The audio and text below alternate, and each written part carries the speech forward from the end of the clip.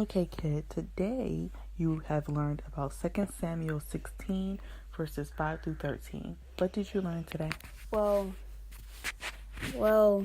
a man was being mean to David.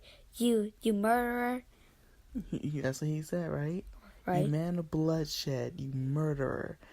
His name was, and I hope I'm saying it correctly, Shimei. Shimei was teasing David. You can call it teasing. He was. What else? And then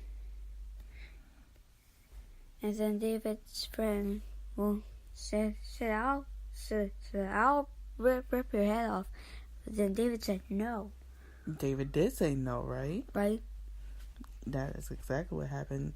I want to say this was David's bodyguard, because in my head, that's how I vision it, that was his bodyguard. Ziba. Yes, Ziba said, I'll just rip your head off. But then David said, no, you should not do that. You should not do that, right? Right. Exactly. The way you said that was cute, but yes, that's exactly how that happened. So Shimei was a person who lived under the reign of Saul, under Saul's kingdom. Remember, Saul was king at one point? Yes. So he was a person that lived under the reign of Saul, and so he liked Saul. And so when he seen David, he began cursing at David and throwing stones at David.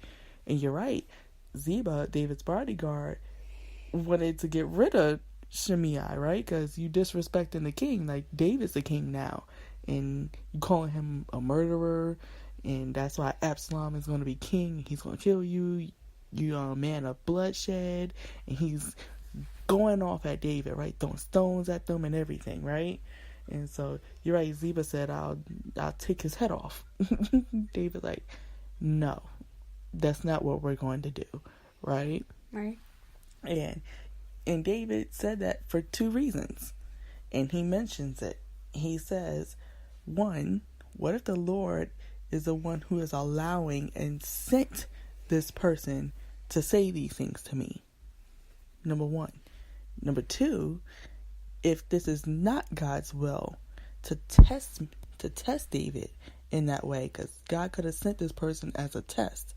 But if that's not God's will, and God did not send this person as a test, and Shimei is saying all these things because he wants to, and not because God sent him to do that, then maybe God will look upon David in that matter in favor for not returning abuse for abuse to Shimei. Because remember, I tell you, right? It doesn't matter what somebody else does. It matters how you respond, right? Right. Okay. So here's a good example of that. You got this person that's throwing stones and going off, right? Right. At David. And David has the opportunity, because he's with somebody that says, I'll take his head off. I'll defend you. And David's like, no, we're not going to do that. David's response, bless you. Mm-hmm. David's response, bless you. Thank you. David's response was to be humble in that moment, because he could have matched him for emotion, right? And that's called to be provoked. Provoked means is a strong emotional reaction. So Shimei had one when he seen David. When he seen David, he had a strong emotional reaction of anger, right? Mm. And he was throwing the stones. He was going off. He was saying all these nasty, mean things to David. And David could have easily matched him intensity for intensity.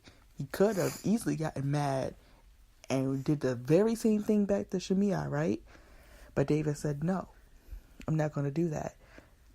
What if God is doing this or had this presented to me for one or two ways, right? So he always kept God at the forefront, no matter what. In the front of his mind, God was always on his mind, right? No matter what was happening or what bad was happening, right? So even though David was like, nah, I'm not going to do that, and I'm not going to let you defend me in that way. David understood that he didn't need Zabiah to defend him. He needed God to defend him. Understand? And so, if God is his defender, then all David had to do was to do right in that moment. Because the moment that he would have did wrong, it would have been bad for him. He would have been punished for it, right?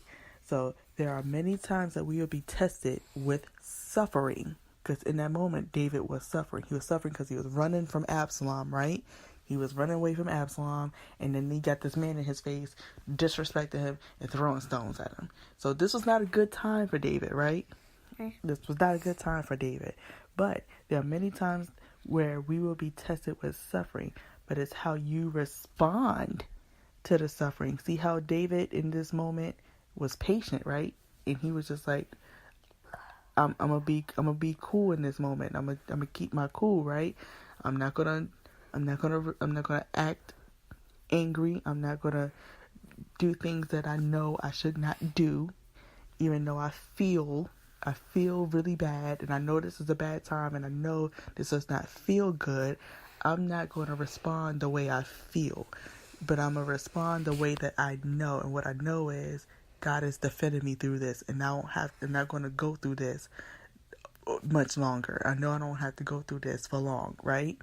So even though we may be tested with suffering, it's how you respond to it, and it's how I respond to it. It's how we all respond to that will bring about a change. Because we can't change nothing if we're just as angry as the next person, right? If I'm angry and you're angry, what does that help? It doesn't help much, does it? Mm-hmm. Right? Right. If you're sad and I'm sad, who's being happy?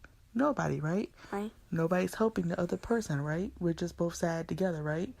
But if one person feels one way and the one person feels another way, there's going to be a change. Either there's going to be a change in you, either there's going to be a change in me, or there's going to be a change in the situation.